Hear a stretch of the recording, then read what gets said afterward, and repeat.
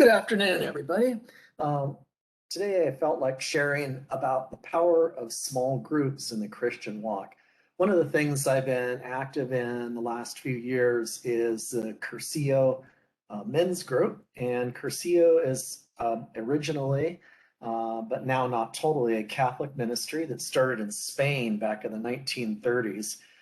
Back in Spain at that time, you had two forces in politics. You had fascists that were aligned with Adolf Hitler, and you had communists that were aligned with Joseph Stalin. And the Catholic Church felt like there ought to be a third way.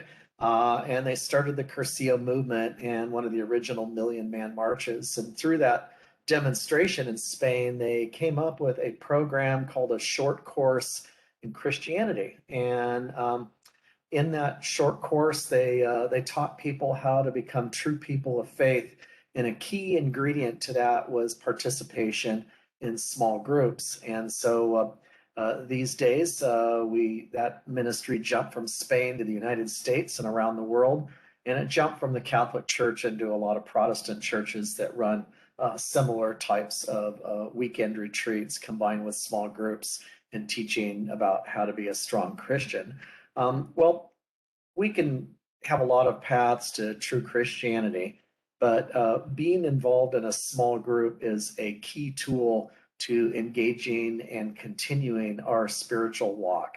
I don't know if any of you have ever been a person that goes to church once a week for a year or two and then never knows anybody. Well, with these days, you can do that because sometimes our churches are hundreds of people, even thousands of people, and you can go in and do your worship and leave and really never meet anyone other than perhaps a superficial handshake at the grand passing of the peace. Small groups, however, keep the Christian engaged with a small number of people that they get to know, that hold them accountable. And this is really key. I would like to share a little PowerPoint I prepared on this matter. The power of small groups for the Christian life. And what does the Bible say about this? We have to turn to the book of Hebrews, the 10th chapter, which says, "Let us hold resolutely to the hope that we profess." So our goal is to hold on to hope that we have. How many people have you ever known that lose their faith or they grow cold? If you want to hold on to the hope that we profess, Paul gives us, or the writer of Hebrews gives us a plan of action for that. And he said, "And let us consider how to spur one another on to love and good deeds." So this is not a me and Jesus thing. It's not me and God alone. We spur one another. And we move on to the next verse. "Let us not neglect meeting together as some have made a habit." So basically, people not attending church or not going to mass are not a new thing. It goes clear back to Bible times. So don't do that. But let us encourage one another, and all the more as you see the day approaching. And when they talk about the day, they're talking about the end of the world or terrible times. So we need each other to spur one another along in our faith.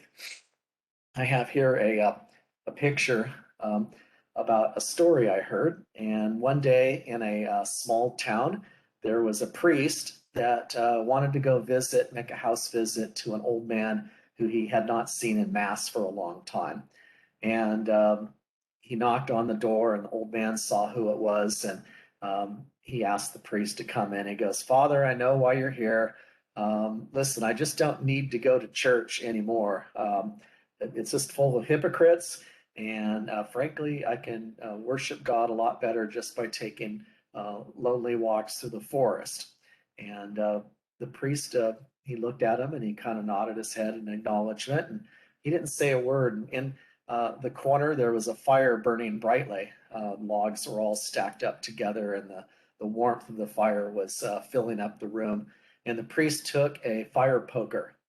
And you can see here in my picture, you see the logs all stacked up together and the fire burning. And he took the poker and he began separating the logs to where they were each separate from each other.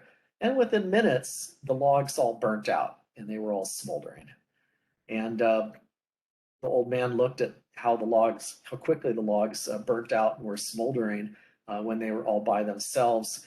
and how before they had been burning brightly when they were together. And he looked at the priest and he said, "I'll see you in Mass next Sunday." The bottom line, small groups are necessary. They keep our faith burning bright, just like the logs in the prior slide. Um, and the small groups could be through Curcio, like I'm involved in. They could be small Bible studies, small little faith or prayer groups. There's no franchise on the correct small group to get involved with, but it should be full of grace-filled Christians who are dedicated towards helping one another become saints or to become the best Christians that they could possibly be. And when we need to be encouraged in our faith, we need to get together in a small group.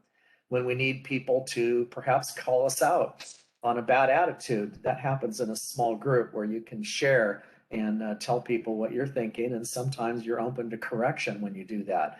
But the small group gives us an activity, it gives us friendship, it gives us spurring, it gives us encouragement. So I encourage all of you, if someone asks you to come to a Curcio weekend, if you haven't done that yet, say yes. Or if there's another small group that they invite you to join through your church, I encourage you to receive some encouragement through the power of small groups. Thank you very much.